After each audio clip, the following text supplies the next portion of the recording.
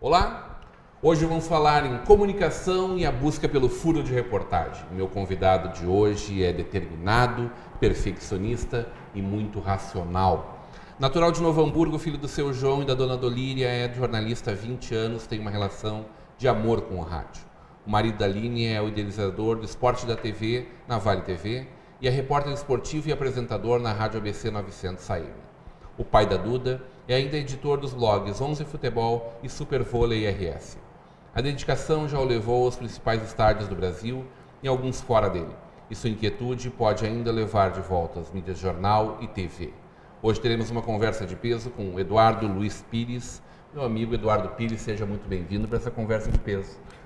Uma honra para mim, Rodrigo, estar conversando com você no teu programa Conversa de Peso, aqui na Vale TV, onde em 2009, quando tinha um outro nome, iniciei um programa de esportes que até hoje... Que praticamente abriu as portas da Vale TV, né? Em maio de 2009. Eu sempre gostei do veículo TV, eu gosto de TV, embora seja oriundo do rádio, mas a TV para mim eu acho fascinante esse veículo, tanto que na Rede Pampa, em Porto Alegre, quando eu trabalhei por lá, eu trabalhei no Virando a Mesa, num programa que tinha uma audiência enorme, programa de esportes, que tinha o Rogério Amaral, Sadi Schuer, Darcy Filho, Antônio Augusto, Ricardo Vedarte, tinha uma audiência enorme e todo mundo assistia o programa em Porto Alegre falando sobre Grêmio Internacional. Tinha vezes que eu não podia chegar no estádio Beira-Rio, que eu era chamado de gremista. Quando chegava no estádio Olímpico, na época, eu era colorado. Teve um jogo em que o Grêmio perdeu, e perdeu feio naquela época, que o Grêmio estava para cair para a segunda divisão em 2003. Eu não pude sair da sala de imprensa do estádio Olímpico, que eu botava o pé para fora, o rosto para fora, eu era taxado de colorado e me chamavam de tudo que é nome. Então, isso para o jornalista também é legal, mas não sou colorado, nem gremista, não, sou gremista e torcedor do Esporte Clube Novo Hamburgo. Tu fala sobre isso tranquilamente, sem dor. Sem problema. Sabe que profissionalmente é uma coisa e pessoalmente é outra história, né? Eu acho assim, o jornalista esportivo, se assumisse o clube que torce, seria melhor. Acho que acabaria um pouco do ódio que existe entre torcida e jornalistas. Não, eu não sou colorado nem gremista. Isso é muito do pseudo-moralismo que todo jornalista brasileiro aprende a ter. Mas no centro do país é um pouco mais diferente daqui do sul. Acho que essa grenalização, Grêmio Internacional, acaba fazendo com que o jornalista opte por não dizer a sua cor clubística.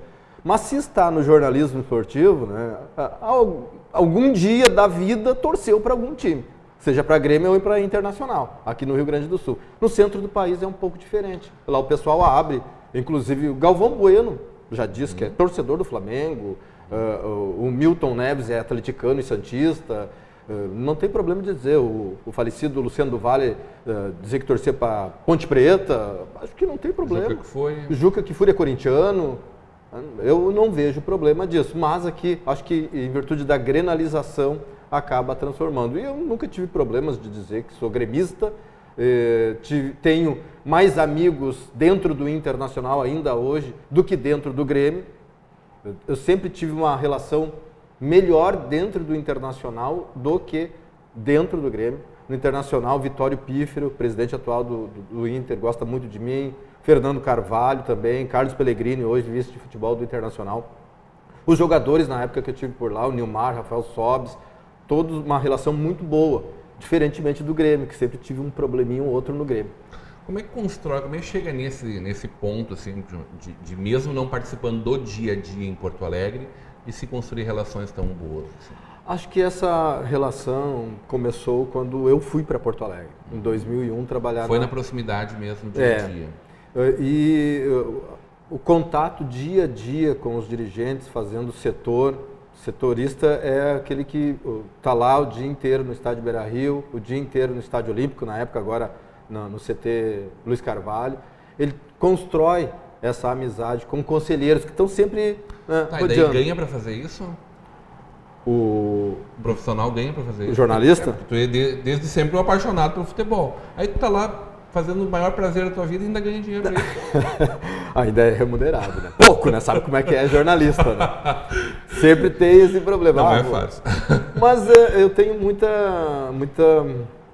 Eu sou feliz no que eu faço. Imagina. Sou feliz. Eu gosto de estar no meio esportivo, embora na Rádio ABC hoje em dia eu apresente programas jornalísticos. Não tenho nenhum problema, não sou somente jornalista esportivo. Não, eu falo sobre política, falo sobre educação, falo sobre saúde, falo sobre cultura, falo sobre livro, não tem problema nenhum. Eu abordo todos os assuntos. Como é que foi forjado, Eduardo? Natural de Novo Hamburgo, né? Natural de Novo Hamburgo. Jogava futebol desde pequeno? Sim, joguei nas categorias de base do Novo Hamburgo até os 15 anos de idade, dos 7 aos 15 anos de idade, 8 anos dentro do Esporte Clube Novo Hamburgo, por isso meu amor pelo Novo Hamburgo também.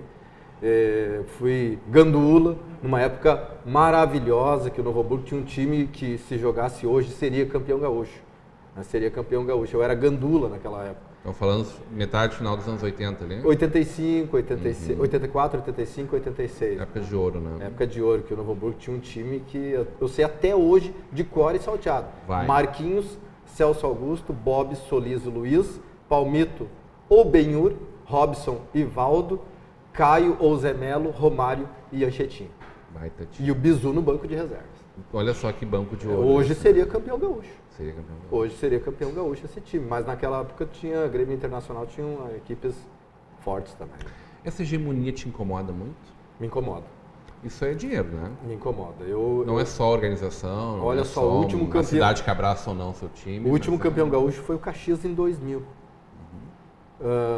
O Novo Hamburgo já teve ali incomodando algumas vezes, né? Esse ano mesmo, né? No Campeonato Gaúcho, teve decidindo com o Grêmio lá por um pênalti, por uma bola na trave, o Novo Hamburgo não chegou na semifinal e tinha time para isso. Com um técnico que hoje está sendo chamado de o Guardiola do Brasil, que é o Roger Machado. E o Roger estava no Novo Hamburgo. Por uma bola, o Novo Hamburgo não chegou na semifinal. Sabe que eu não acreditei muito no Roger, acho que começou o campeonato meio morno ali, depois engrenou muito bem, né? Eu conheço o Roger desde os tempos dos jogadores. Nessa época, lá em 2001, 2002, 2003, 2004, que eu estive na imprensa da capital. Então o Roger sempre foi um cara diferente. Sempre foi um bem articulado, né, que conversava bem, que via o jogo como jogador, mas ele estava lá dentro como um treinador do Luiz Felipe Scolari, por exemplo. E no Novo Hamburgo eu tive a oportunidade de dia a dia estar com ele, acompanhando o trabalho. E teve um momento de crise que eu mesmo, na Rádio ABC e no meu blog, no Onze Futebol, eu disse, não, tem que manter o Roger. O trabalho dele é bom. E não sei se a direção do Novo Hamburgo me escutou ou não, mas tomou a decisão de manter. E se o Roger tivesse caído... Contra os apelos da torcida, né? Contra os apelos da torcida. E se o Roger tivesse... Olha como é o futebol, né? Como é o futebol. Se o Roger tivesse sido demitido naquele jogo contra o Cruzeiro que o Novo Hamburgo perdeu em casa, certo, hoje ele não estaria no Grêmio. Provavelmente não, é verdade. Então o futebol tem essa magia que pode ser sorte, pode ser azar, depende do que vem depois. E aí, e esse Eduardo lá atrás, como é que foi encontrar o rádio? Em 1994, eu já tinha alguma aproximação? Não. Era só o futebol de campo? Eu gostava de rádio. Futebol de botão também? De botão. E gostava de rádio.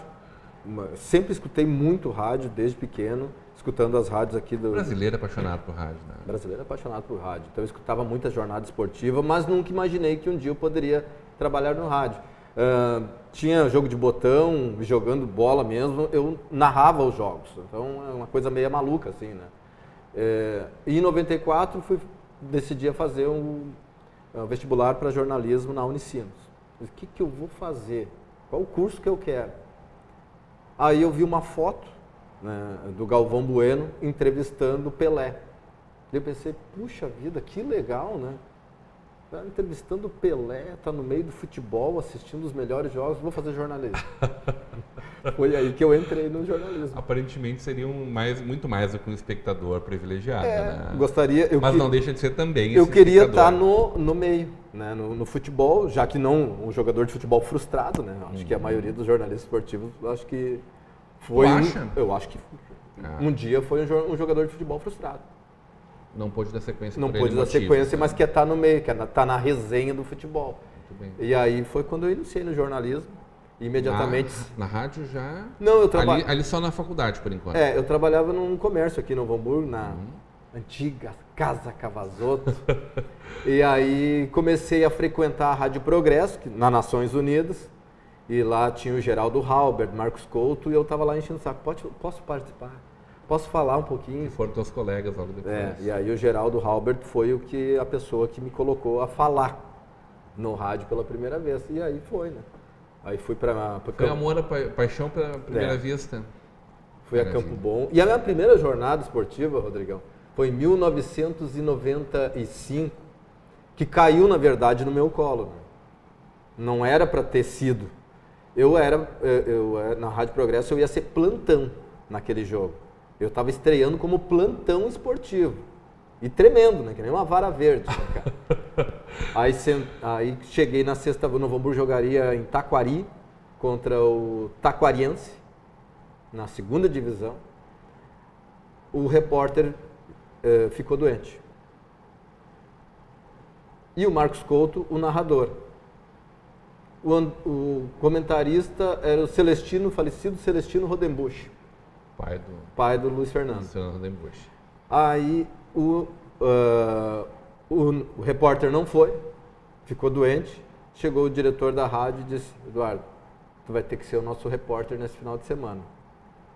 Era um misto de alegria e de preocupação. E a dor de barriga, né, Chico? Seria a minha estreia numa jornada esportiva. No campo. Né? Lá onde eu gostaria. Reportagem. Onde eu gostaria de estar. Aquilo que eu sempre imaginei.